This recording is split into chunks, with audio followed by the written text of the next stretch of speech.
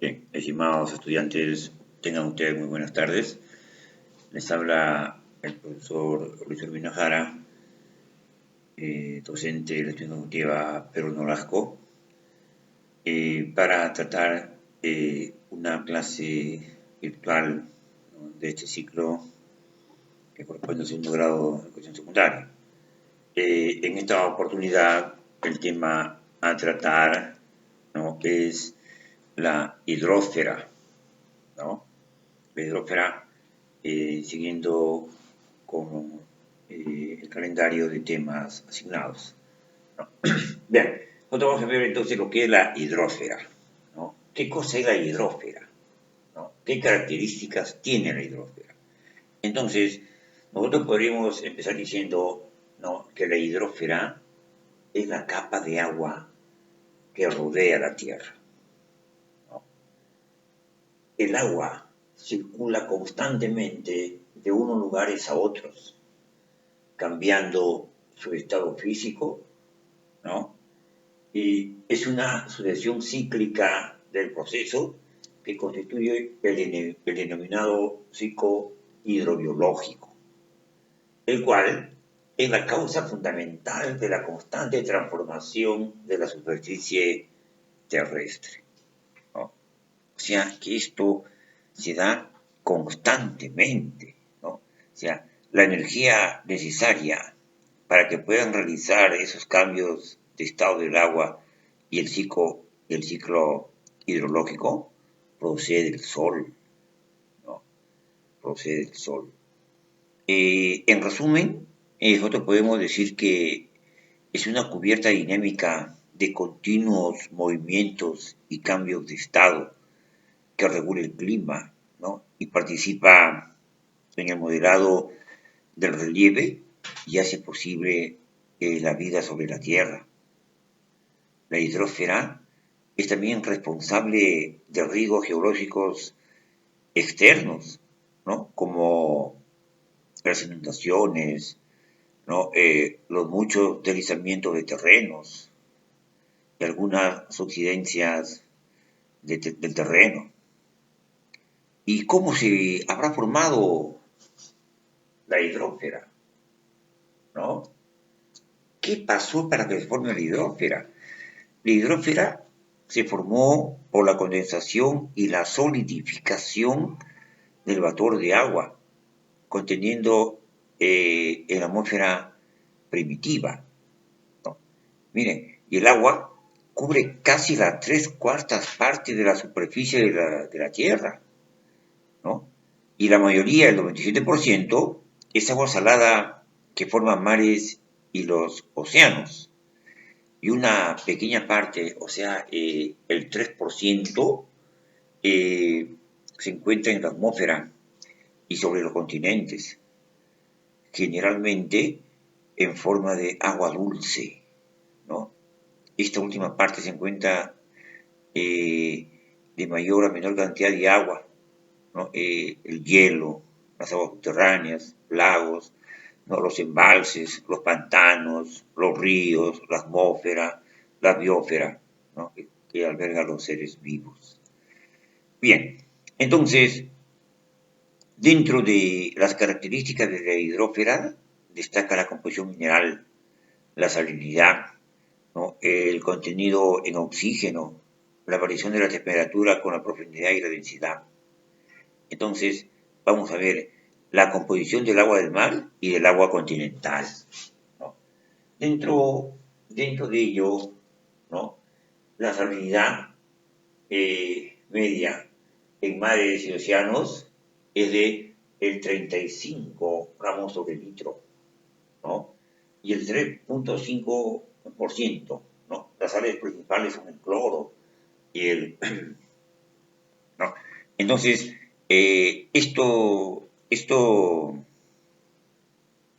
esta proporción es muy importantísima, ¿no? Porque la salinidad y las aguas continentales varían mucho dependiendo de las rocas por donde discurra el agua, ¿no? Y eso lo hace característico. Las características del agua oceánica, ¿no?, son la salinidad, la temperatura, la termoclina, la densidad y el contenido en oxígeno. ¿Y qué viene a ser la salinidad? ¿No? La salinidad es la concentración total de los iones que los disuelve y que se encuentran presentes en el agua, ¿no? Esa salinidad media de mares y océanos es de 35 gramos por litro, aunque existen variaciones de unos mares a otros debido a la mayor concentración, ¿no?, que concentran las sales. Por ejemplo, en el mar Mediterráneo de 38, en el mar Rojo de 40, en el mar Muerto de 216, ¿no? O también puede ser al aporte de las aguas dulces como los procedentes de la fusión glaciar, ¿no? Por ejemplo, en el mar Báltico, que es de 5 gramos por litro. Bien, dentro de ello viene también lo que es la temperatura, ¿no? Y esa temperatura varía en los océanos con la profundidad y con la latitud, ¿no? Con la latitud. Por ejemplo, en las latitudes medias y latitudes bajas es típica la presencia de 3 capas en profundidad con diferentes características térmicas, ¿no? La capa superficial o epilenium, ¿no? Que es la que está afectada por la temperatura exterior y la radiación solar, y tiene una profundidad de 200 metros.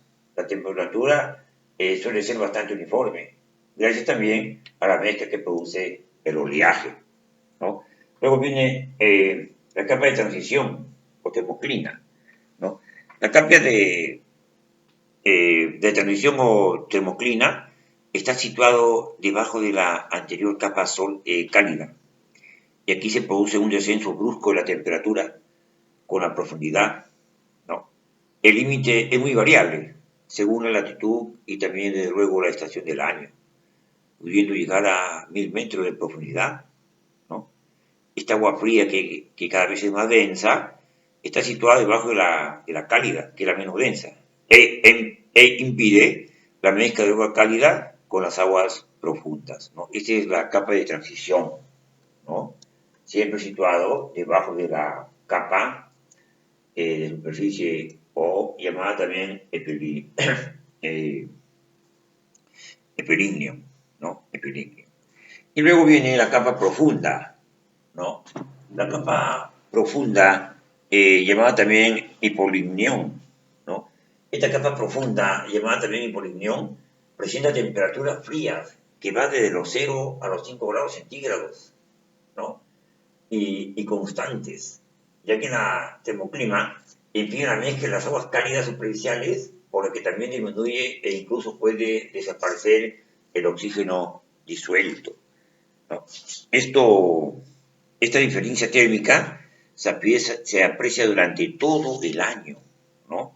En las zonas tropicales, en verano en las zonas templadas, en invierno no hay termoclina y no existe en las regiones frías. En latitudes árticas y antárticas, la temperatura del agua superficial es cercana a los 0 grados centígrados, y con lo que varía muy poco en la profundidad, y así no hay diferentes capas, ¿no? No hay diferentes capas. Luego tenemos lo que es la densidad, ¿no? La densidad. La densidad del agua oceánica es algo mayor que la del agua pura, ¿no? Variando en proporción directa con la salinidad y en proporción inversa con la temperatura, ¿no? Esto de alguna otra manera tiene dos factores, ¿no?